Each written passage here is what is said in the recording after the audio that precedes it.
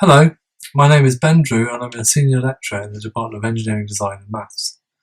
I'm going to talk about my experience of implementing the flipped classroom in a large engineering module. I shall discuss the methods I employed and will give some preliminary evaluation results and feedback from the students. This work is part of a larger implementation and evaluation project supported by the UWE Learning Teaching Fellowship Scheme. Until now, all the teaching and engineering at UWE follows the very traditional approach of large group lectures, often complemented by small group tutorials. The issues with large lectures are well documented. While they are efficient, they are a one-way delivery method of content, involve passive learning, and offer no accommodation of different learning styles, and so on. Dynamics and Control is a large core Level 3 module that is taught to the mechanical and automotive engineering students. The cohort size is approximately 120 students. This year, a colleague taught the control half of the module using the more conventional delivery, and I covered the dynamics half using the flipped classroom approach. The first step of this implementation involved preparing the pre-study material. In previous years, I have provided students with a comprehensive set of course notes for this part of the module. These notes are divided up into 8 chapters over 166 pages and cover all the material for this part of the module.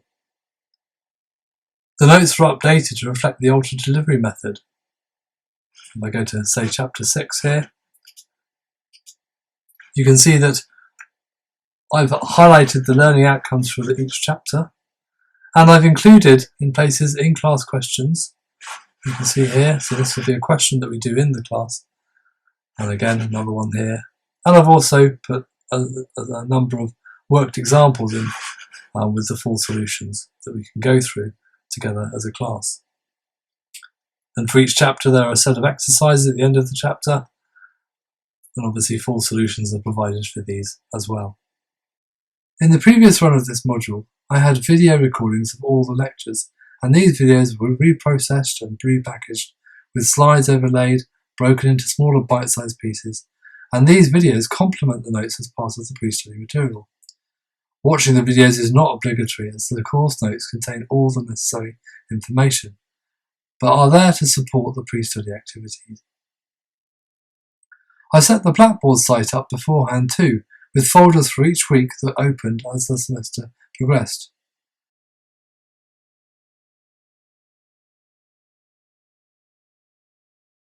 Inside each folder were the videos, a questionnaire at the bottom to see whether students were finding the videos useful, and to see whether any areas needed to be discussed in detail.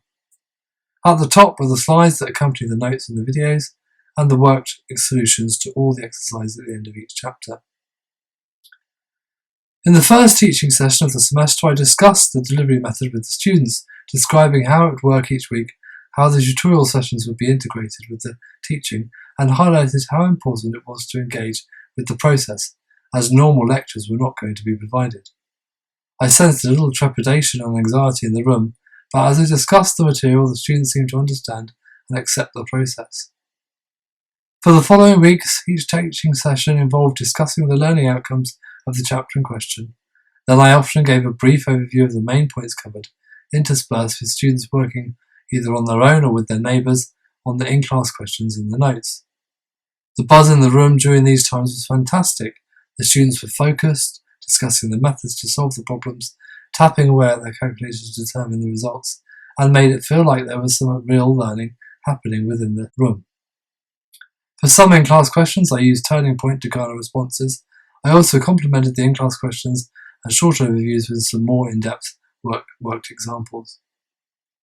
The tutorial sessions running alongside these teaching sessions followed a less structured approach, giving students a facilitated space in small groups where questions on exercises, both for the previous week and upcoming week's topics, could be discussed, and allowing students to work through exercises on their own or in small groups.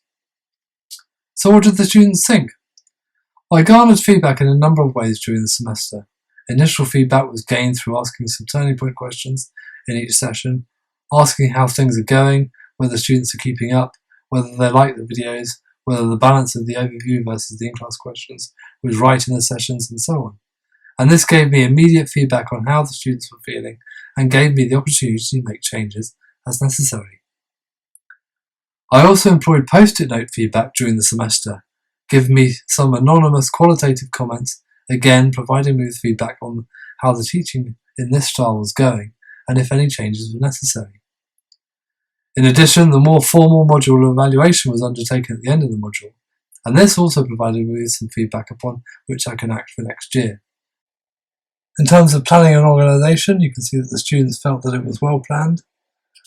The range of balance of approaches to teaching has also gained very positive responses. They very much liked the use of Blackboard and the resources that I provided, and they felt that they helped them. And the overall satisfaction was also very positive.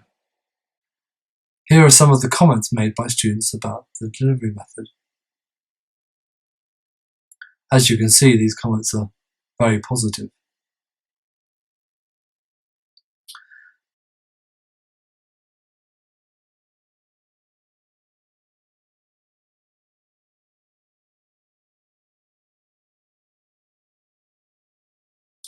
An additional measure of effectiveness is based on the pass rates and average marks, and following the most recent assessment period, when the dynamics part of the module was assessed, significant rises in both of these metrics were evident over previous year's results. There may be cohort and examination-specific factors at play here, but the suggestion is that the flipped classroom has had an effect. From my own perspective, employing the flipped classroom has been a good experience, and I honestly believe that student engagement, student experience, and student understanding has improved.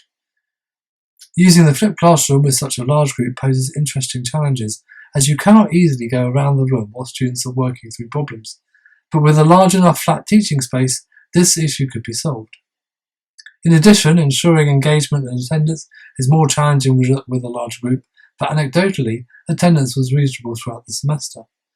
My feeling is that if the student sees the value in attending the teaching sessions, they will engage with the pre-study and turn up to the session. Thank you for watching, and I encourage you to have a go.